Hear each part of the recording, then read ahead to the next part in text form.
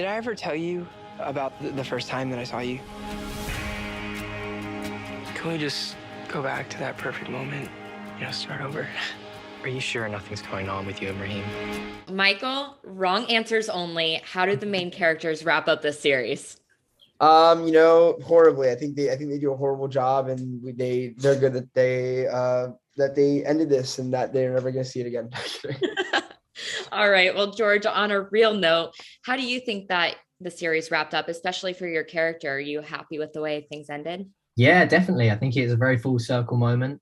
I think it does a good job of like tying up all the stories, and yeah, it was really great to see Benji go through so much, and likewise with Victor, and then them have sort of like a nice happy ending, if we can say that without giving anything away. Yeah. Absolutely. And this all was started by the letters, right? Love, Victor. So, Michael, looking back at your time at the show, what letter would you, as Michael, write to Victor? I think, like, I'd definitely just say thank you to him, because it's like this has just been such a crazy experience, and I'm super glad that like it's all happened. And so yeah, I'd probably just write a thank you letter. That's beautiful. And George, I have some very close friends who are in recovery. So I've seen the battle of addiction and mental illness very up close. It's always a very sensitive subject that needs to be handled, with proper understanding and care and sensitivity. So how did you handle that gravity of taking on this storyline, especially with it being a teen on screen in recovery? Yeah. No, yeah, I definitely appreciate that, and I didn't take the responsibility lightly. And I also have like a lot like family members that have dealt with alcoholism and addiction, and so yeah, I know how it can really take over someone's life. So obviously, yeah, I didn't take it lightly, but I think with Benji, I was really trying to see what was at the heart of it all, and taking him back to these flashbacks where he's not comfortable with his sexuality, he's not very confident, and where he is in that situation, like the expectations from his parents and all these other things, and why alcohol is like his relief from all that stuff. So it was a lot to think about. And I think he kept getting triggered this season, because like any kind of traumas and stuff, eventually it kind of finds its way to the surface. So yeah, that's how I think I approached it. And honestly, I just think the writing was I was just trying to honor the writing, because writing was so good too. Did you have any conversations with those family members who have been through something similar?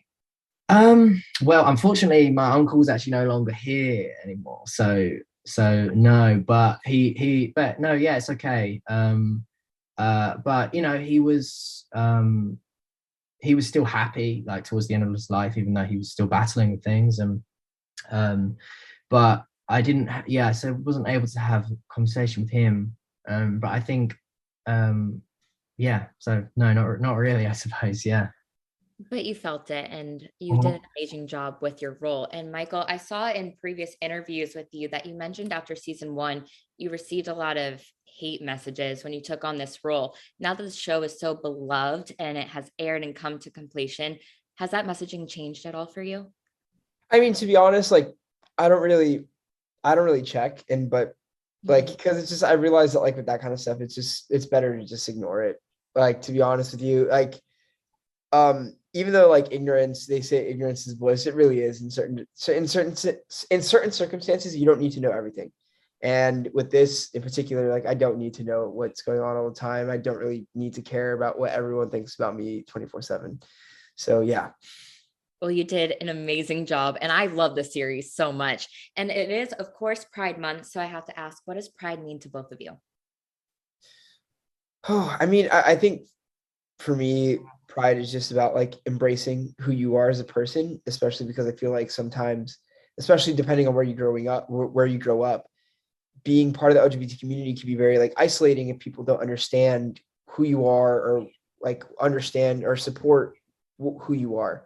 But when you are surrounded by a bunch of people in a huge community that supports you and loves you and has very similar stories, you realize that you're not alone, and that's it's very validating. Yeah, I would say pride to me is all about celebrating who you are, and love, really. I think, you know, you go to like every Pride event I've been to, just feels like there's so much love there. So I think it's a really important thing, especially in like these times. Absolutely. Well, thank you guys so much, and congratulations on the season. It is so good. Well, thank you. Thank you. Cheers. Being brave means that you aren't afraid to be scared. Because a lot of the times, the scariest things are also the most important. Like admitting who you love or who you are. I did download that dating app you told me about. No way. Hold on, let me find a torso pic that looks like you. You don't want to mind?